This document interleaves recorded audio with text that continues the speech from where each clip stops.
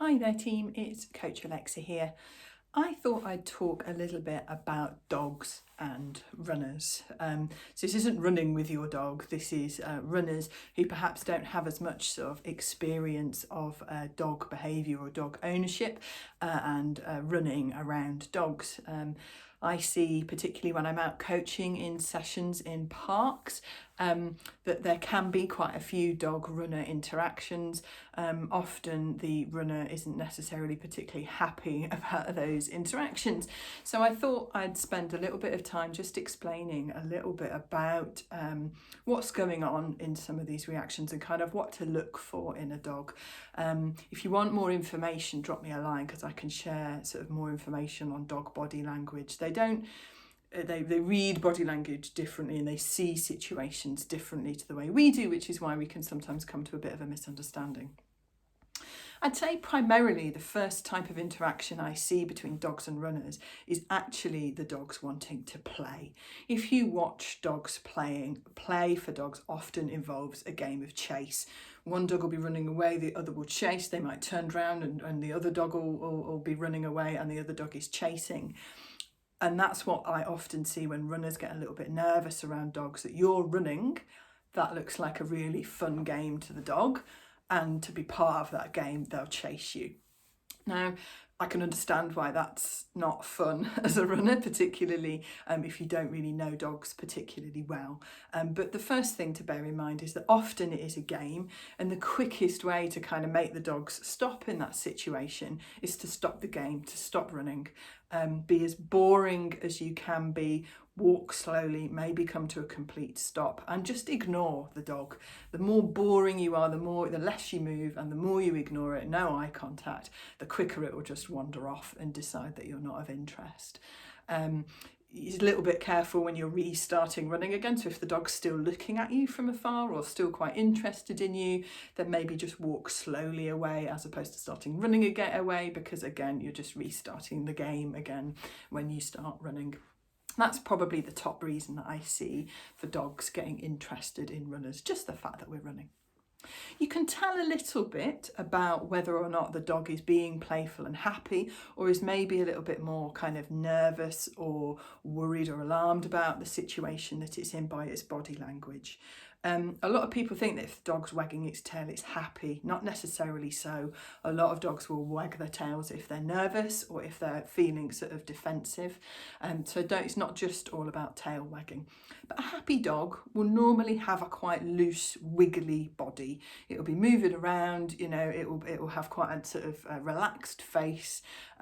It might be quite bouncy. That's quite a kind of play strategy from a dog. So it might be hopping around a little bit because it's wanting to interact and wanting to play with you.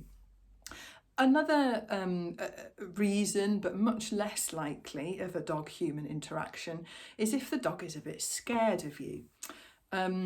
In dog body language, they very, very rarely run straight at each other. That's seen as quite an aggressive move or quite dominant move in dog body language.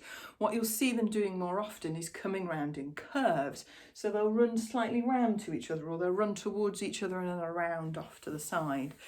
So we can sometimes scare a dog by putting that sort of aggressive move together without really realising it.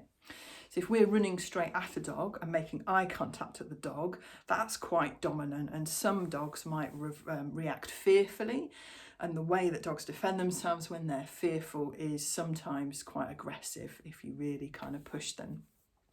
So if you're, running on a pathway and there's a dog facing and you kind of have to run straight towards it, again, perhaps slow down, avoid eye contact, turn yourself away slightly. If you've got a bit more open space, just run in a nice big arc so the dog's generally off to your side as opposed to in front of you. And again, it means from a body language point of view that you're not trying to engage as much with that dog.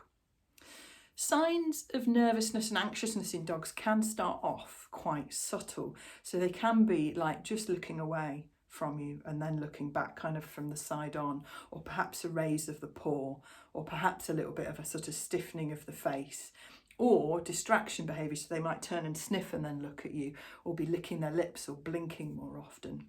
Fairly subtle little signs, but those are the sorts of things to bear in mind. The key really is to give dogs plenty of space. If they're not choosing to interact with you, then don't keep kind of pushing into their personal space and comfort zone, because that might initiate a bit of a nervous reaction from them. Actual out aggression in dogs is pretty rare, and it's often preceded by them trying to tell you with their subtle body language that they are not happy. Very, very rare to have sort of true aggression incidents with runners, because if the dog's got plenty of space to run away to, that will always be its preferred option. There normally is more of a likelihood of getting a more dramatic reaction for a dog if it's got some sort of history. Often, although not all dogs, but often, hypersensitive dogs or dogs that are undergoing kind of behavioural training, that kind of thing, or have behavioural issues, have a yellow lead, harness or collar on. So if you see a dog that's got a yellow harness, lead or collar, or has got little sort of messages on its lead, harness or collar, then again, that's a dog that you just need to give even more space to. Avoid that eye contact, not looking at it straight on with your body, turning away and just being a little bit more relaxed. Those signs of fear will also start to escalate. So you might notice a change in the face of the dog's shape, the change in the shape of the dog's eyes. They might start backing away from you. They might be panting excessively because they're getting really quite stressed out at that point. And then the last resorts are sort of growling and barking and that kind of thing. So hopefully those sort of few tips, particularly those that aren't familiar with dogs, will help. Again, if you want an additional link of just the signs and body language that you can look out for to see whether a dog is actually, even though it might be a little scary for you, the dog is actually just trying to play, versus, dogs that are genuinely a little bit more anxious about your presence. The other factor in all of this, I guess, is the owner, and sometimes you can have really helpful owners that will be respectful of your wishes if you ask for the dog to be put on the lead or called away and they do it. I find that quite a few dog owners can be quite defensive, and it's not helpful, and I don't kind of condone it, but dogs are almost like some people's children. If somebody criticises your child, you might go a little bit defensive, and sometimes it can be similar with dogs. So ideally the owner will have that dog under control. I will be able to control it for you, but if not, try some of those little quick tips and hopefully that will be helpful. Happy running.